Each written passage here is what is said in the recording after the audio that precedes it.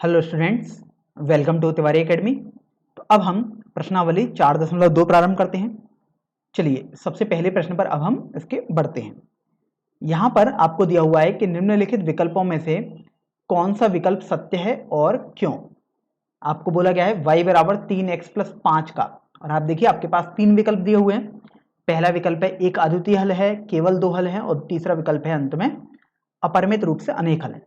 तो आपको सबसे पहले तो जो एक समीकरण दिया हुआ है वो है y बराबर 3x प्लस 5, और आपसे बोला गया है कि इसके बेसिकली कितने हल हैं। अब आप सबसे पहले तो ये देखिए कि अगर हम y को पक्षांतर कर दें तो आपके पास आ जाएगा 3x माइनस वाई प्लस 5 बराबर 0। या देखिए आप इसको ऐसे लिख सकते हैं 3x प्लस माइनस 1 गुणा वाई प्लस 5 बराबर 0। तो आपने देखा कि चूंकि ये इक्वेशन तो a x plus b y plus c बराबर 0 रूप की है, और आपने सीखा था कि यदि कोई समीकरण a x plus b y plus c बराबर 0 रूप का हो तो आप उसे बोलते हैं एक रैखिक समीकरण होता है। तो इस तरीके से आप बोल सकते हैं कि 3x माइनस वाई प्लस 5 बराबर 0 एक रैखिक समीकरण है। और देखिए आप जानते हैं कि रैखिक समीकरण का मतलब तो ये हुआ कि बेसिकली ये एक रेखा हुई। अगर आप इसको एक कार्तीय तल पर दर्शाएंगे तो ये एक रेखा आएगी, और आप जानते हैं कि चूंकि रेखा के अनंत हल होते हैं, क्योंकि एक ही रेखा है ये। जैसे अगर मैं देखिए उदाहरण के तौर पर आपके लिए एक रेखा बना दूं, ये रेखा, तो आप देखिए कैसे इसके अनंत हल हो सकते हैं। देखिए यहां पर कुछ भी अगर आप x मानेंगे अपने आप तो y का मान कुछ ना कुछ आ जाएगा। देखिए ये बिंदु भी इसको सेटिस्फाई करेगा, मतलब x और y यहां पर भी कुछ ना कुछ आएगा। ये बिंदु भी देखिए इसको संतुष्ट करेगा, ये बिंदु भी यहां करेगा। ऐसे तो देखिए यहां पर हम कुछ ही बिंदु बना पा रहे हैं। आप देखो ये बिंदु, ये बिंदु, यहां पर बहुत सारे बिंदु ऐसे आएंगे इस रेखा पर जो इसको संतुष्ट कर रहे होंगे। आप देखिए रेखा का मतलब ये तो पीछे भी बढ़ रही होगी, मतलब ये सभी बिंदु इसको संतुष्ट कर रहे होंगे। तो इस तरीके से आपने देखा कि y बराबर 3x प्लस 5 के अपरिमित रूप से अनेक हल हो जाएंगे।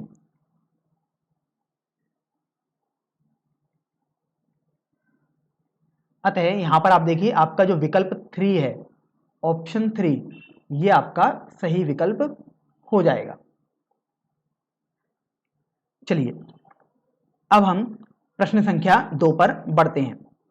तो प्रश्न संख्या 2 में आप देखिए आपको बोला गया है कि निम्नलिखित समीकरणों में से प्रत्येक समीकरण के 4 हल लिखिए। आप देखिए आपके पास तीन समीकरण दिए हुए हैं और आपको प्रत्येक समीकरण के 4 हल लिखने हैं। पहला समीकरण है आपके पास 2x प्लस वाई बराबर 7। तो सबसे पहले तो आप ये देखिए कि ये आपके पास केवल एक ही समीकरण है, और आप गौर करने पर पाएंगे कि अगर आप इसको a x plus b y plus c बराबर 0 के रूप में दर्शाएंगे तो ये रैखिक समीकरण बन जाएगा। तो आप देख भी सकते हो ये a x plus b y plus c बराबर 0 के रूप में आपके पास आ जाएगा अगर आप 7 को पक्षांतर करेंगे तो ये आपके पास आ गया रैखिक समीकरण। और आपको पैसे तो बोल भी दिया गया था एक समीकरण है ये। तो अब यहां से आप समझो कि एक ही रेखा है, मतलब ये इसका मतलब इसके तो अनंत हल होंगे, क्योंकि आपने प्रश्न 1 में देखा था कि ऐसी रेखाओं केवल एक ही रेखा दी हुई है तो इसके तो अनंत हल होंगे। अब यहां पर अनंत हल तो होंगे, लेकिन आपसे तो बोल दिया गया है कि आप 4 हल लिख दीजिएगा। तो आपको कोई से भी 4 हल लिख देने हैं। अर्थात अगर आप यहां पर मान लीजिएगा कोई 4 हल लिखते हैं, और अगर आप पीछे अपने उत्तर पुस्तिका देखेंगे जब उसमें जो हल लिखे होंगे 4, हो सकता है वो हल अलग हों और आपके हल अलग हों। तो कभी भी ये संदेह ना करें कि आपका उत्तर गलत है या उत्तर पुस्तिका में उत्तर गलत दिया हुआ है। हो सकता है कि उन्होंने अलग हल लिखे हों और आपने अलग हल लिखे हों। बस आप अपने मेथड पर बिल्कुल ध्यान दें कि वो सही ही होना चाहिए। जैसे आप देखिए आपके पास दिया हुआ है 2x प्लस वाई बराबर 7। तो सबसे पहले ये आपके ऊपर निर्भर करता है कि आप x को क्या मान लेते हैं। तो देखिए अगर मैं पहला हल लिखूं तो अगर मैं x को 0 मान लूं, सबसे आसान होता है 0 1 2 3 कुछ ऐसी संख्या मानिए। ऐसी संख्या मानने से बचिए। अगर आप देखो x को 2.438 कुछ इस तरीके से मान लें तो स्वाभाविक रूप से आपको पता है कि ये पॉइंट में आ गया तो थोड़ा कठिन तो आपके लिए गणना हो ही जाएंगी। तो आप सबसे बेहतर ये रहेगा कि x को 0 मान लें, 1 मान लें, 2 मान लें, कुछ इस तरीके का मान लें। तो अगर आपने देखिए x को 0 माना तो यहां से देखो ये तो 0 आ जाएगा और आपके पास y बराबर 7 आ जाएगा। तो यहां से आपको एक हल तो मिल गया 0,7। अब देखिए दूसरे हल की बात हम करें तो यहां पर मैं a और b करके लिख देता हूं क्योंकि प्रश्न में 1 2 करके आपको दिया हुआ है। तो ये पहला हल आ गया a। दूसरे हल की बात कर रहे हैं तो मान लीजिएगा आपने x को 1 माना, हमें x को मानना है और y का मान निकालते हैं। तब आपने x को 1 माना तो आपके पास देखो आ जाएगा 2 प्लस वाई बराबर 7। तो अगर आप 2 को पक्षांतर करेंगे दाईं तरफ तो आपके पास y बराबर 7 माइनस 2 अर्थात 5 आ जाएगा। तो इस तरीके से 1,5 आपके पास दूसरा हल आ जाएगा। अब यहां पर आप समझिए कि कुछ छात्रों को यह संदेह हो सकता है कि क्या हमें x को ही बार बार मानना है। नहीं, ऐसा आप पर निर्भर कर रहा है, आप y को भी कुछ भी मान सकते हैं। तो मान लीजिएगा आपने y को 0 माना, तो अगर आपने y को 0 माना तो आपके पास आ जाएगा 2x प्लस 0 बराबर 7। तो x बराबर आप देखिए आपके पास 7/2 आ जाएगा। तो इस तरीके से आपने देखा कि जो आपके पास बिंदु आएगा जिसको संतुष्ट करेगा वो 7/2,0 भी हो जाएगा। तो इस तरीके से आपने तीसरा बिंदु निकाल लिया। तो अब यहां से आपको ये तो समझ में आ गया कि अब आप x या y किसी को भी एक तो मानेंगे ही कुछ ना कुछ।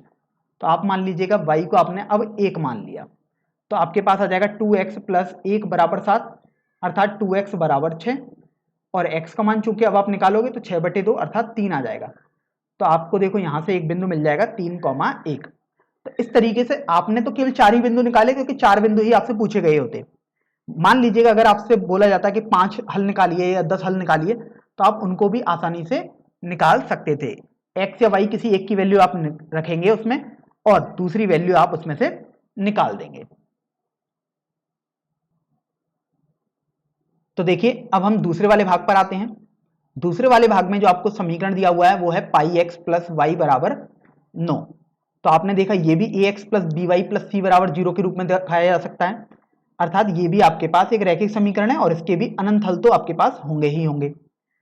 अब आपको यहां पर भी 4 ही हल केवल दर्शाने हैं।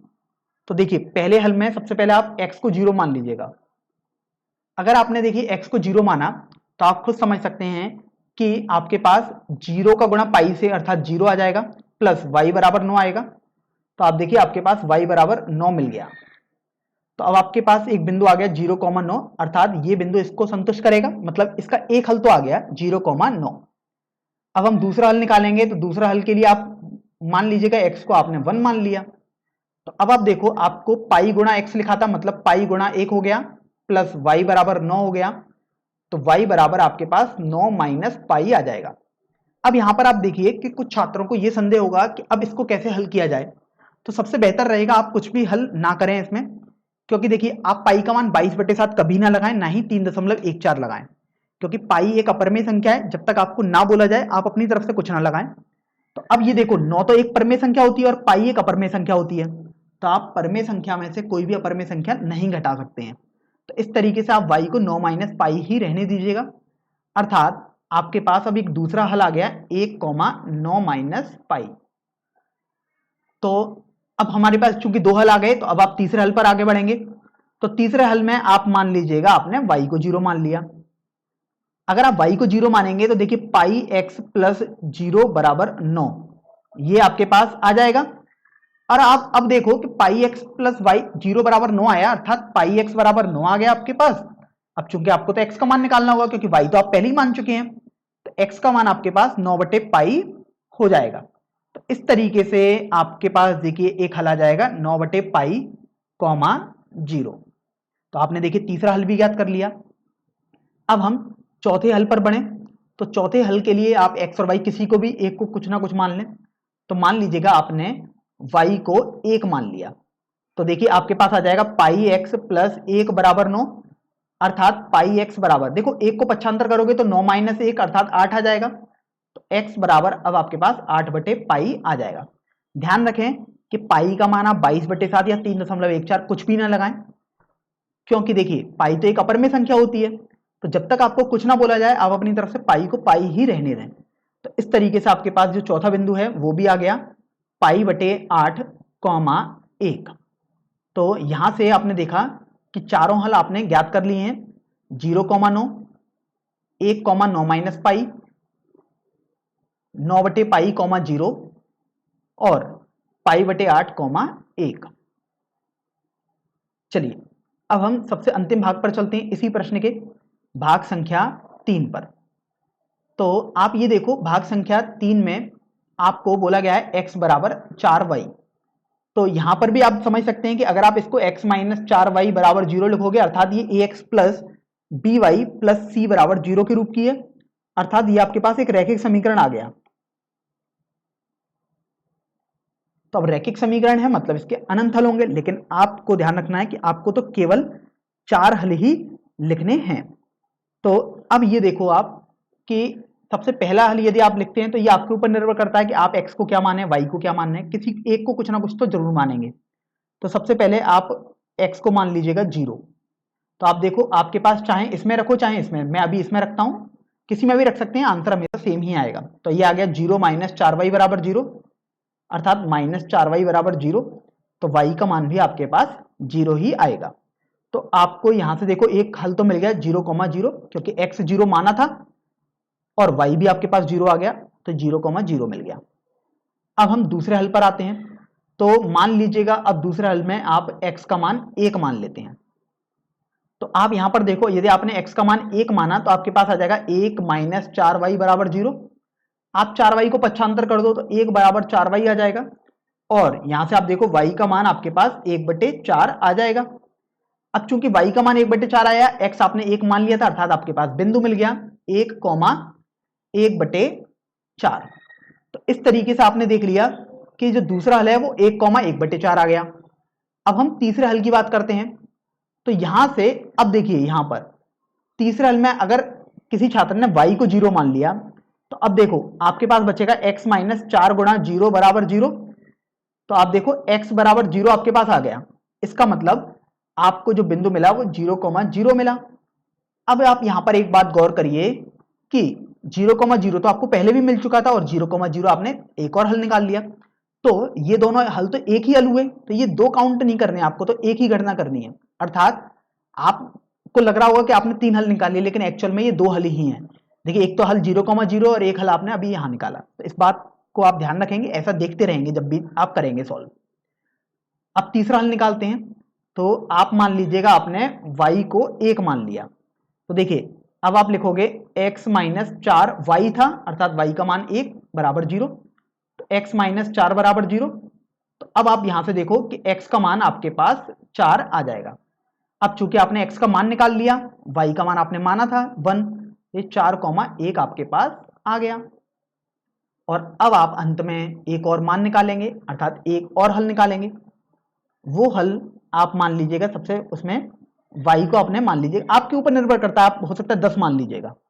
तो यहां से देखो x माइनस 4 y अर्थात 10 बराबर 0 आपने लिख दिया। तो इस तरीके से आप देखो आपके पास हो जाएगा x माइनस 40 बराबर 0, अर्थात x बराबर 40। तो इस तरीके से आपने x का मान निकाल लिया, y आपने माना था 10। तो इस तरीके से जो हल आएगा वो 40,10 आ जाएगा। तो आपने यहां पर भी देख लिया कि हमने 4 हल निकाल लिए हैं।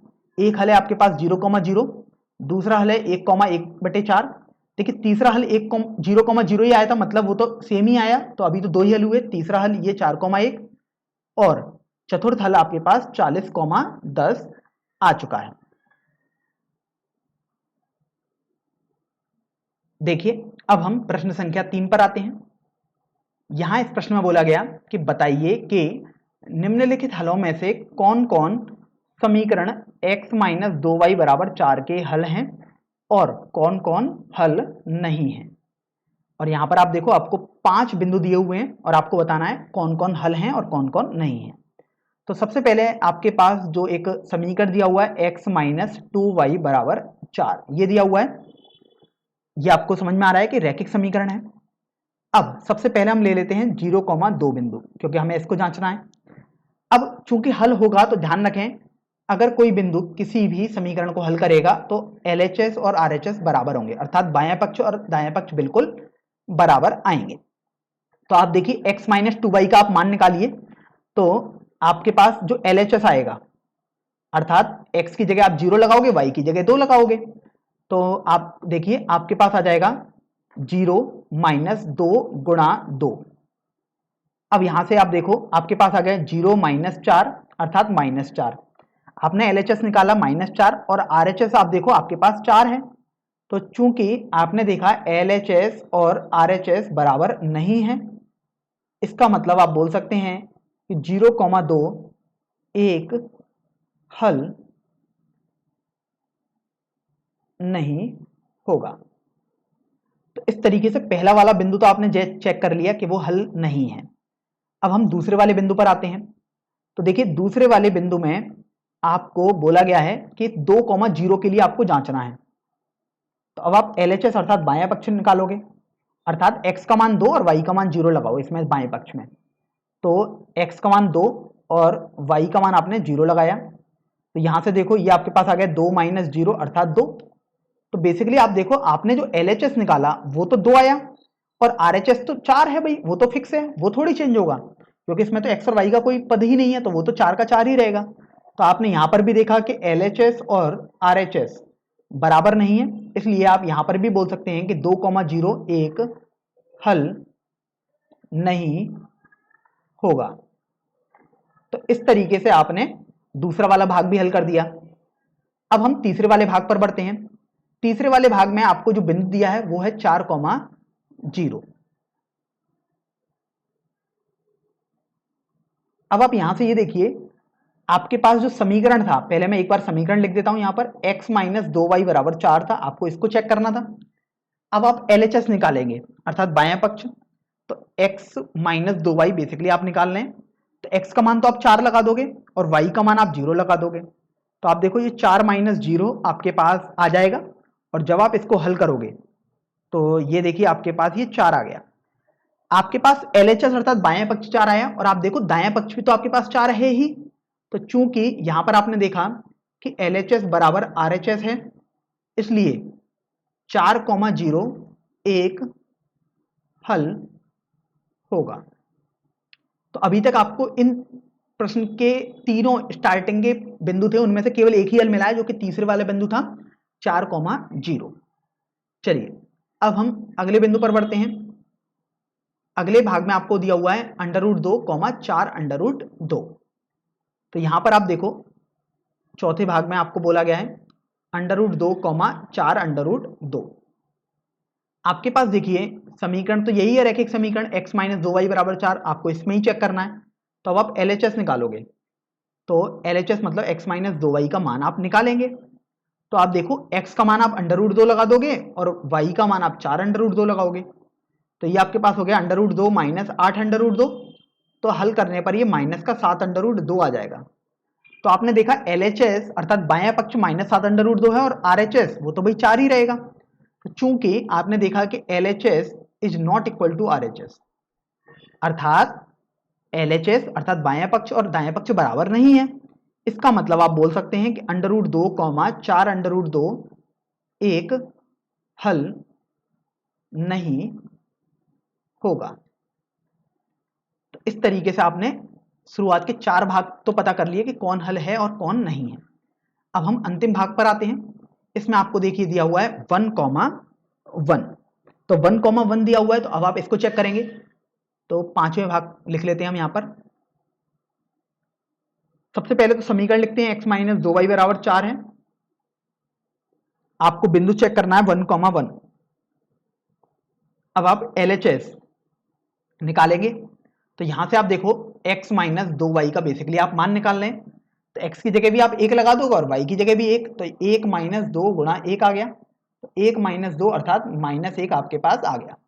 तो आपने देखा बायां पक्ष तो आपके पास -1 है, लेकिन दायां पक्ष तो भाई वो फिक्स रहेगा, वो 4 है, अचर है। तो चूंकि आपने यहां पर भी देखा कि बायां पक्ष और दायां पक्ष बराबर नहीं है, इसलिए 1,1 एक हल नहीं होगा। तो इस तरीके से आपने देखा केवल इन 5 भागों में केवल एक ही हल आपके पास आ रहा है और वो है आपके पास 4,0। तो केवल 4,0 एक हल होगा, बाकी कोई भी बिंदु इस प्रश्न में दिए गए रैखिक समीकरण का हल नहीं होगा।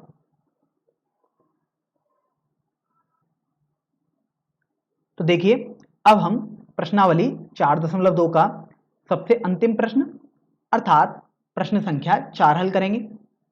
चलिए इस प्रश्न को पढ़ लेते हैं। यहां पर बोला गया है कि k का मान ज्ञात कीजिए जबकि x बराबर 2 और y बराबर 1 समीकरण 2x प्लस 3y बराबर k का एक हल हो। अब यहां पर आप ये समझिए कि सबसे पहले तो आपको एक समीकरण दिया हुआ है 2x प्लस 3y बराबर k। आपने सीखा था कि यदि कोई भी बिंदु इसका हल होगा मतलब वो इसको संतुष्ट करेगा अर्थात LHS और RHS बराबर आएंगे। तो अब चूंकि 2,1 एक हल है अर्थात अब आप x का मान 2 लगाएंगे और y का मान 1 लगाएंगे। तो चलिए इसमें लगाते हैं हम x का मान 2 और y का मान 1, समीकरण 1 में लगा देते हैं।